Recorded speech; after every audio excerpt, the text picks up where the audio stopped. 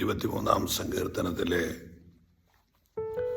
വളരെ പ്രാധാന്യമുള്ള ഒരു ദൈവവചനമാണ്. എൻ്റെ പ്രാണനെ അവൻ തണുപ്പിക്കുന്നു. എൻ്റെ പ്രാണനെ എൻ്റെ കർത്താവ് തണുപ്പിക്കുന്നു.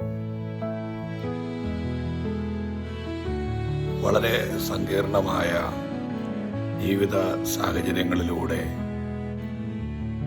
ദാവീദ് കടന്നു പോകുമ്പോൾ താൻ പാടിയ ഒരു ഭാഗം, ഒന്ന്,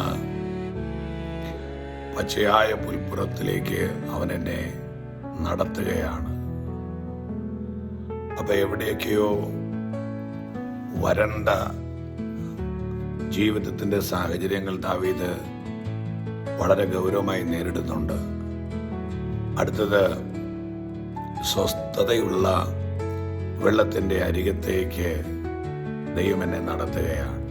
അപ്പോൾ അസ്വസ്ഥതയുടെ വലിയ പർവ്വതങ്ങൾ ആ ദൈവമനുഷ്യന്റെ ചുറ്റും നിൽക്കുന്നുണ്ട്. എന്നിട്ട് താൻ ഇങ്ങനെ പാടി, എൻ്റെ പ്രാണനെ അവൻ തണുപ്പിക്കുന്നു.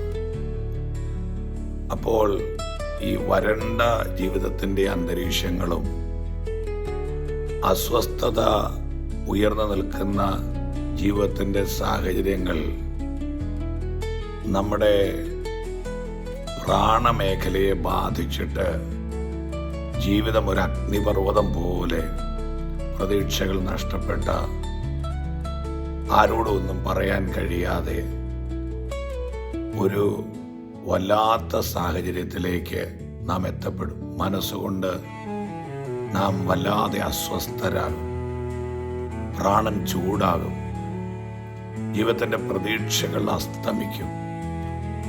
ഒരു വാഹനം ഇടിച്ചു നിൽക്കുന്നത് പോലെ ഞാൻ പോകുന്നത് വലിയൊരു അപകടത്തിലേക്കാണ് എന്നൊരു ചിന്ത നമ്മുടെ അകത്ത് വന്നു കയറും. പക്ഷേ ദാവീദ് പറയുന്നു, എൻ്റെ പ്രാണൻ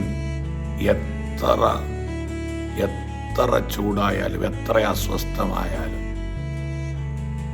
എൻ്റെ പ്രാണനെ തണുപ്പിക്കുന്ന, ഞാൻ നേരിടുന്ന പ്രശ്നങ്ങളുടെ എല്ലാം മറുപടി ഒരാളുടെ കയ്യിലുണ്ട്.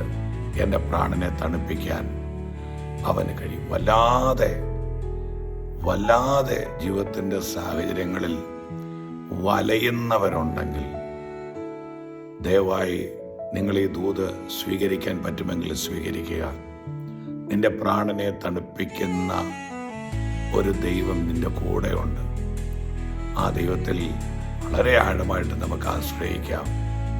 വിജയകരമായി മുൻപോട്ട് പോകാം. ധൈര്യമായിരിക്കാം. പ്രാണനെ തണുപ്പിക്കുന്ന ഒരു നല്ല ദൈവം.